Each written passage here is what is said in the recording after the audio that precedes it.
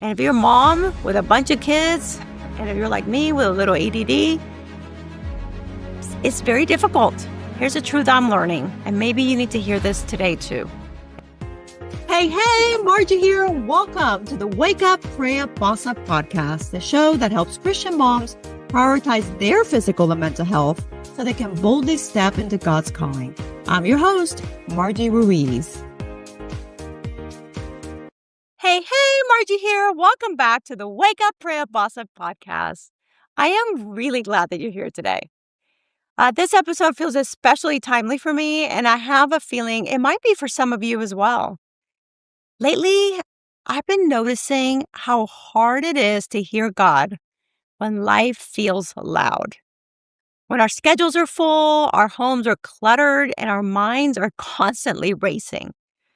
And today, I want to talk about stillness, not as something soft or passive, but as something powerful, intentional, and deeply spiritual. I'm recording this episode after a season of a lot of transition.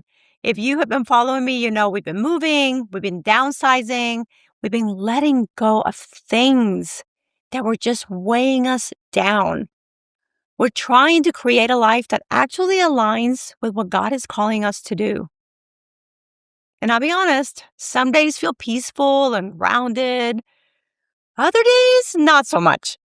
Like yesterday, I don't know, I was just scattered and overwhelmed and a little bit off.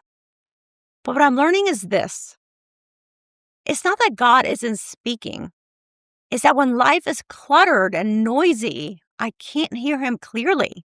There's a verse that has been speaking to me so loudly lately. It's an easy one, Psalms 46:10. Be still and know that I am God. That verse doesn't say, be busy and figure it out. It doesn't say, do more and prove yourself. It says, be still. And I think sometimes we skip over how hard that actually is. And if you're a mom with a bunch of kids, and if you're like me with a little ADD, it's very difficult. It can be, because stillness requires us to stop controlling, to stop fixing, to stop filling every quiet moment with noise. And in the stillness, that's where knowing happens. That's where clarity comes. That's where peace lives. A story in the Bible that feels incredibly relevant here, the story of Martha and Mary. Martha was busy. How many of you guys are Marthas out there? Doing all the right things, serving, managing, taking care of everything. Mary, on the other hand, was sitting at the feet of Jesus, listening, present, still. Jesus doesn't shame Martha, but he does say something that stops me every time. You are worried and upset about many things.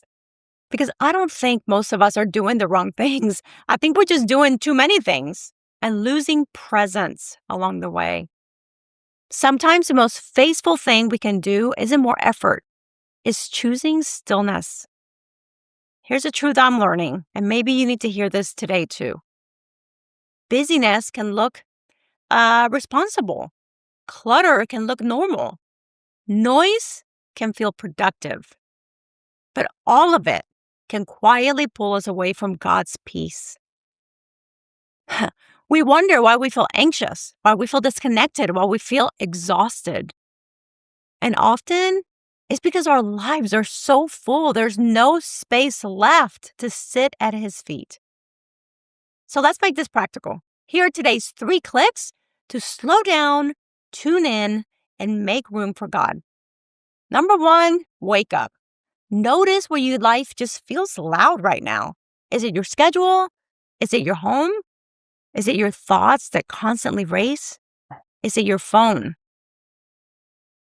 Awareness always comes first. Number 2, pray up. Ask God for stillness, not answers. Pray something like, Lord, help me slow down enough to hear you. You don't need fancy words. You need presence. And number 3, you're going to boss up. Take one small action today to create space. What if you turned off your notifications for an hour? What if you sit in silence for 5 minutes? 5 minutes. Set a timer. What if you just go out for a walk without your phone? Stillness doesn't require retreat. It starts with intention.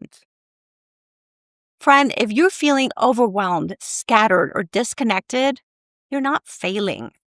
You might just be tired. You might just need quiet. You might just need to sit at his feet again. Trust me when I tell you that God isn't asking you to do more. He's inviting you to be still so you can know him more deeply. And that's where peace begins.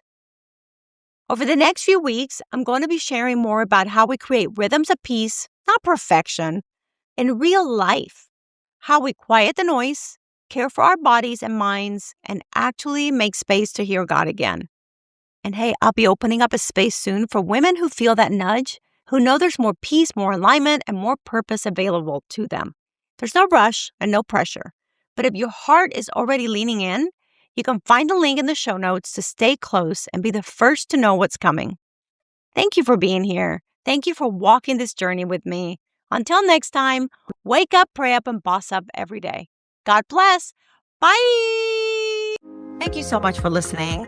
Hey, if you enjoyed the episode and you'd like to help support the podcast, please share it with others, post about it on social media, shout it from the rooftops, leave a rating and a review, all the things.